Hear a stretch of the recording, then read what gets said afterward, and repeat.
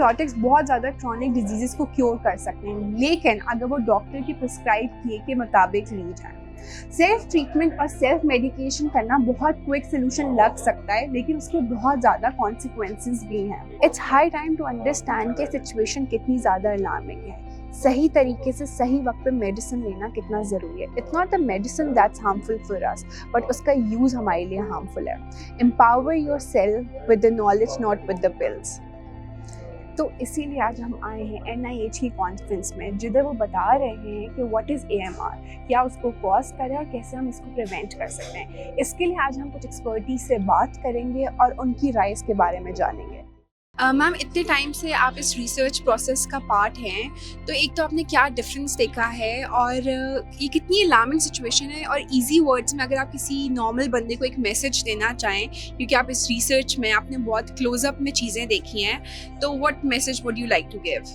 रिदा, actually normal person के लिए हम यही कहेंगे कि if they want to preserve antibiotics for the future generation, यानी अगर हम अपनी आइंदा आने वाली नस्लों के लिए कुछ उन्हें कोई सेफ़ चीज़ देना चाहते हैं एंटीबायोटिक्स, तो हमें चाहिए कि हम उसको बहुत ज़्यादा एहतियात से इस्तेमाल करें, क्योंकि ऑलरेडी जो एग्जिस्टिंग पूल है हमारा एंटीबायोटिक्स का वो दिन ब दिन कम होता जा रहा है। इसकी वजह ये है कि बहुत सारी एंटीबायोटिक्स के अगेंस्ट रेजिस्टेंस जो है वो जरासीम ने डेवलप कर ली है।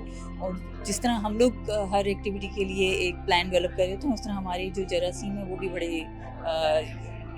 उनको भी पता है, वो भी अपने आप को अडेप्ट कर रहे होते हैं। तो ये आई थिंक लोगों के लिए अवेयरनेस इस चीज़ की बहुत ज़रूरी है कि एंटीबायोटिक्स किस वक्त इस्तेमाल करनी है और डॉक्टर के मशवरे के साथ ही इस्तेमाल करनी है। अस्सलाम वालेकुम। सबसे पहले आप हमें बताएं कि जो आज ये प्लान हो रहा है और ये जो इवेंट है उसकी सिग्निफिकेंस क्या है, और बेसिकली ये इवेंट है क्या? Thank you so much for having me here. I'm Namra Safdar and I work as a pharmacist and I'm public health specialist working at AMR program at NIH.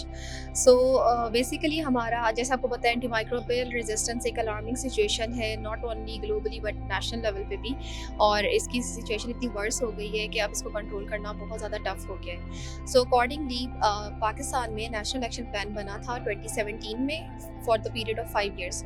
अब उसके 5 years complete हो गए हैं, तो there was a need to revise that plan. So ये event जो है उसी को रिलेटेड है कि revision of national action plan हुआ and the development of national action plan 2.0 जो नेक्स्ट 5 years के लिए बना है from the period of 2024 to 2028। और इसमें हमने बहुत इंपॉर्टेंट, मैं आपको एक बात हाईलाइट करूँ, हमारे नेशनल एक्शन प्लान में बेसिकली 5 स्ट्रेटेजिक ऑब्जेक्टिव्स थे प्रीवियसली, जिसमें अवेयरनेस आता था, फिर उसके बाद सर्विलेंस का पोर्शन था, क्योंकि आपको पता है जब तक आपके पास एविडेंस ना हो तो आप कोई इंटरवेंशन प्लान नहीं कर सकते। देन IPC का था, फिर उसके बाद रैशनलाइज एंटीमाइक्रोबियल यूज़, कि आप एंटीबायोटिक्स को कंट्रोल कैसे कर सकते हैं। देन उसकी कॉस्टिंग, कि उसका बर्डन कितना है हमारे कंट्री के ऊपर। सर, जब हम एंटीबायोटिक्स की बात करते हैं तो हमारे दिमाग में सिर्फ आता है कि वो इंसानों से लिंक्ड हैं या उन्हीं के मसले हो सकते हैं, और जब हम AMR की बात करें कि उन्हीं में होगी सिर्फ रेजिस्टेंस, तो कैसे ये लाइफ स्टॉक से लिंक्ड है और कैसे ये थ्रेट उनके लिए भी है, तो इसको थोड़ा एलेबरेट करके अगर आप हमें बताएं। देखिए, जब हमने AMR पे काम शुरू किया, हमने जो इसका पहला नेशनल एक्शन प्लान बना 2017 में, तब हम पहली दफ़ा वन हेल्थ के अंडर अम्ब्रेला में एनिमल हेल्थ, ह्यूमन हेल्थ और एनवायरनमेंट पर इकट्ठे हुए और हमने नेशनल एक्शन प्लान बनाया। तो जब हम वो मीटिंग अटेंड करते थे तो हम भी यही सोचते थे कि ये ह्यूमन हेल्थ का मसला है, it's only link with the public health. But जो हमारे पास डेटा का एविडेंस आया, टाइम गुजरा और हमें बहुत सारी अंडरस्टैंडिंग हुई AMR के इशू की, तो हमें पता चला कि ये खाली ह्यूमन हेल्थ का इशू नहीं है, इक्वली इफेक्ट करता है एनिमल हेल्थ को भी। और एनिमल हेल्थ में भी इसकी इश्यूज, इट्स नॉट कि एनिमल हेल्थ से ट्रांसफ़र हो रहा है ह्यूमन हेल्थ को, बट आल्सो एनिमल हेल्थ में हमारा ट्रीटमेंट सर्कल, हमारी कॉस्ट ऑफ ट्रीटमेंट, हमारी एंटीबायोटिक का यूज़, ये सारी चीज़ों पे इफेक्ट हो रहा है। इकोनॉमिक्स को बर्डन इंक्रीज़ कर रहा है एनिमल साइड पे। और एक रीसेंट डाटा जो भी शो करता है कि अभी जो इंटरनेशनल लेवल पे अगर हम इसको एनिमल हेल्थ में भी कंट्रोल नहीं करते तो GDPs पे इसका इफेक्ट है, और इट विल नेक्स्ट 10 years में मुल्कों की GDPs को इफेक्ट करेगा। सर, आप हमें ये बताएं कि एनवायरनमेंट का इस AMR पे क्या रोल था और क्या किरदार था, और AMR कैसे अफेक्ट करती है एनवायरनमेंट को, तो ये एनवायरनमेंट और AMR आपस में कैसे इंटरलिंक्ड है? जी, बेसिकली जो AMR है इनका एनवायरनमेंट के साथ बहुत ज़्यादा लिंक है, और स्पेशली जो हाइजीनिक जो इश्यूज़ हैं उसमें एनवायरनमेंट में जितनी भी आपकी वाटर बॉर्न डिजीज़ हैं due to this contamination of microbials activities, और उसमें आपकी जितनी भी इस वक्त वाटर बॉर्न डिजीज़ हैं, डायरिया है, बाकी जो उसके हेल्थ के ऊपर बहुत ज़्यादा इम्पैक्ट है। अस्सलाम वालेकुम सर, पॉलिटिकली अगर आप बताएं तो गवर्नमेंट का क्या रोल रहा है इस AMR में, और गवर्नमेंट कैसी पॉलिसीज़ अप्लाई कर सकती है जिससे इस चीज़ों को हम थोड़ा कंट्रोल कर सकते हैं और जो इश्यूज़ हम फेस करें ताकि वो चीज़ें थोड़ी कंट्रोल में आ जाएं। AMR इस वक्त आपको पता है कि टॉक ऑफ द टाउन है और अराउंड द ग्लोब इस पे काम हो रहा है।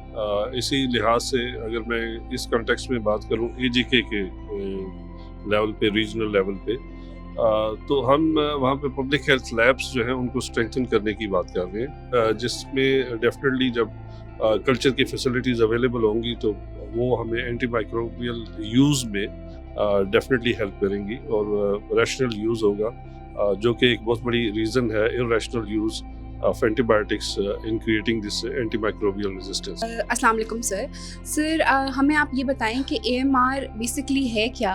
हर साल इसके बारे में अब हम बहुत इसको मना रहे हैं, इसके बारे में बात करें, इसके कॉजेज़ क्या हैं और कैसे ये हमारे लिए थ्रेट है और क्या चीज़ें करके इसको थोड़ा प्रिवेंट किया जा सकता है? एंटीमाइक्रोबियल रेजिस्टेंस एक फिनोमेना है जो नेचुरल है।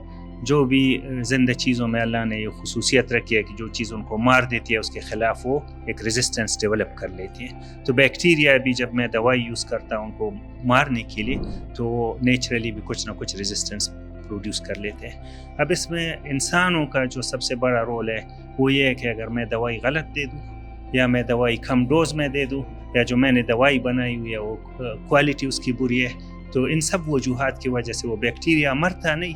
जब वो मरता नहीं तो उसमें रेजिस्टेंस खुद ब खुद आ जाता है। मैम, बहुत सारे लोग सेल्फ मेडिकेशन करते हैं, सेल्फ ट्रीटमेंट करते हैं क्योंकि उनको होता है कि बस खुद ही से कर लें, डॉक्टर के पास ना जाना पड़े, बट आई थिंक वो रियलाइज़ नहीं कर पाते कि इसके कितने कॉन्सिक्वेंसेस हैं। तो आप बताएं कि कितनी अलार्मिंग सिचुएशन है और सेल्फ मेडिकेशन कितने वेज़ में आपको हार्म करती है। दूसरी चीज़ मैम कि एज डॉक्टर्स या फार्मासिस्ट वो अपना रोल इस चीज़ में कैसे प्ले कर सकते हैं कि इस चीज़ को थोड़ा कंट्रोल में लाया जा सके? एज वी नो कि हमारे पाकिस्तान में self medication is very common. मतलब सबसे जो बुरी चीज़ है वो ये है कि ओवर द काउंटर हमें एंटीबायोटिक्स अवेलेबल है, so everybody can go and get the antibiotics. अगर किसी का मतलब most of the time suggestions पे ले रहे होते हैं कि हम दोनों के सिम्टम्स सेम है, मैंने ये एंटीबायोटिक्स लिया, आप भी ले लो, यू विल बी फाइन। तो इसके लिए सबसे जो इम्पोर्टेंट चीज़ है वो ये है कि अवेयरनेस इज़ वेरी इंपॉर्टेंट, और अवेयरनेस जो है वो कम्युनिटी लेवल पे भी होनी चाहिए। और इसमें एज यू सेड कि of course pharmacist, doctors can play their role, but इसमें आपकी ओवरऑल कम्युनिटी इन्वॉल्वमेंट भी बहुत ज़रूरी है। इट्स नॉट एज सिंपल कि you just go, you have some throat infection और समथिंग, आप जाएँ, आप एंटीबायोटिक लें और खुद से सेल्फ मेडिकेट कर लें। तो इसको सेंसिटाइज करने की बहुत ज़्यादा ज़रूरत है और इसमें सबको अपना रोल प्ले करने की। Ma'am, I would really like कि आप हमें बताएं कि जो आपका लास्ट 5 years प्लान था उसके जो ऑब्जेक्टिव्स थे क्या वो अचीव हुए? How was it? अब जो न्यू प्लान बन रहा है उसके क्या चैलेंजेस हैं और आपने क्या एक डिफरेंस देखा है जब से ये प्लान बना है और इम्प्लीमेंट हुआ है? Thank you so much. बात करें आप नेशनल एक्शन प्लान 1 की, उसमें it had 5 objectives and 7 strategic priorities, and वो जो ऑब्जेक्टिव्स थे that were aligned with the objectives of the global action plan on antimicrobial resistance. So अभी जो हम अपना प्लान रिवाइज कर रहे हैं इसमें हम 5 की जगह अब हमारे पास 6 ऑब्जेक्टिव्स हैं, and the first objective is governance and coordination. So किसी भी प्रोग्राम की सक्सेस के लिए बहुत ज़रूरी है कि political commitment is very important and governance is very important. So we have included our first objective and we have added up another objective of governance and coordination into this national action plan because we believe that political commitment is something that can help in achieving all the objectives of the program. We would like to know when you were planning this action plan for Pakistan, so what was your experience and how was the journey? Thank you very much for your question. First of all, I would like to say that this is the own product of of Pakistan. The WHO is only facilitating and support this product, but at the end, you own the government of Pakistan own this product. Actually, during the journey of reviewing this action plan, start in a very logic and very proper process from the beginning, based on the situational analysis of the previous action plan. So through this process, the team has been able to identify where is the gap, where they can do the effort more. So it's very, very important to start from this point, what has been accomplished. Ma'am आप बताएं कि जैसे mothers होती हैं specially क्योंकि they are taking care of their child, तो उनके लिए कितना ज़रूरी है कि दे आर एजुकेटेड कि हम कौन सी मेडिसिन कब ले सकते हैं, और सबसे ज़रूरी बात कि सेल्फ मेडिकेशन और सेल्फ ट्रीटमेंट ना करें, उसके लिए डॉक्टर्स हैं। तो हम क्या वेज हैं जिसमें नेचुरली अपनी इम्यूनिटी को बूस्ट कर सकते हैं ताकि सब मेडिसिन की ज़रूरत ही ना पड़े, और ये जो हम AMR सेलिब्रेट करते हैं वीक कि इसकी इम्पोर्टेंस लोगों तक जा सके। सो जनरल पब्लिक के लिए या मदर्स के लिए, जहाँ तक आपका सवाल है, तो जो इन्फेक्शन प्रिवेंशन की जो एफर्ट्स हैं उसकी तरफ हमें ज़्यादा फोकस करना चाहिए। जैसे कि अगर सिंपल हम कहते हैं कि हैंड हाइजीन, के हाथ धोना, जो 30 to 40% हमारी बीमारियाँ हैं वो सिर्फ अगर हम प्रॉपर तरीके से हाथ अपने साफ़ रखें और वॉशरूम यूज़ करने के बाद या खाने पीने से पहले, तो वो बहुत सारी बीमारियां हमारी उसी से प्रिवेंट हो सकती हैं।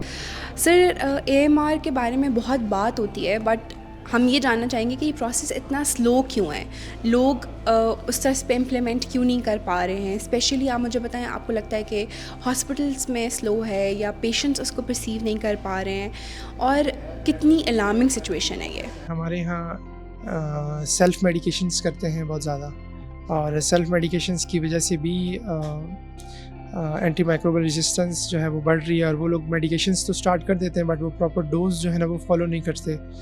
और उसके अलावा एक मेजर जो इसमें एक हिस्सा है वो है क्वैक्स का, जो कि हमारी गली मोहल्लों में क्वैक्स होते हैं। वो लोग पेशेंट्स को ऐसी मेडिसिन्स प्रिस्क्राइब करते हैं कि जो कि उनको ज़रूरत नहीं होती है, और वो लोग इस चीज़ के लिए क्वालिफाइड ही नहीं होते कि उनको पेशेंट को क्या प्रिस्क्राइब करना है। सर आप हमें ये बताएं कि खाना कैसे अफेक्ट कर सकता है हमें, या वो कैसे AMR से लिंक्ड है, क्योंकि जब भी वही बात है एंटीबायोटिक्स की बात आती है तो हमारे दिमाग में सिर्फ आता है कि वो ह्यूमन यूज़ के लिए है, तो कैसे खाना और AMR आपस में इंटरलिंक्ड है।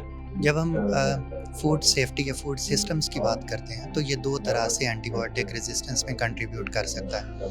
एक तो पहली बात यह है कि हमारा मेजॉरिटी फूड या तो एग्रीकल्चर से आ रहा है या लाइव स्टॉक से आ रहा है। अगर किसी भी इन दोनों सेक्टर्स में से मिसयूज़ हो एंटीबायोटिक का, फॉर एग्जांपल एक चीज़ होती है, हम उसे विथड्रॉल पीरियड कहते हैं कि गोश्त से या दूध लेने से इतने दिन पहले तक आपने एंटीबायोटिक देनी है, बिल्कुल स्लाटर से पहले आपने एंटीबायोटिक नहीं देनी है, उसके रेजिड्यूज़ आ रहे होंगे। सो एक रेजिड्यूज़ का कॉन्सेप्ट है जो कि फूड्स को सिक्योर बनाता है, इन कंज्यूमेबल बनाता है, अगर उसमें एक ख़ास कैपेसिटी से ज़्यादा रेजिड्यूज़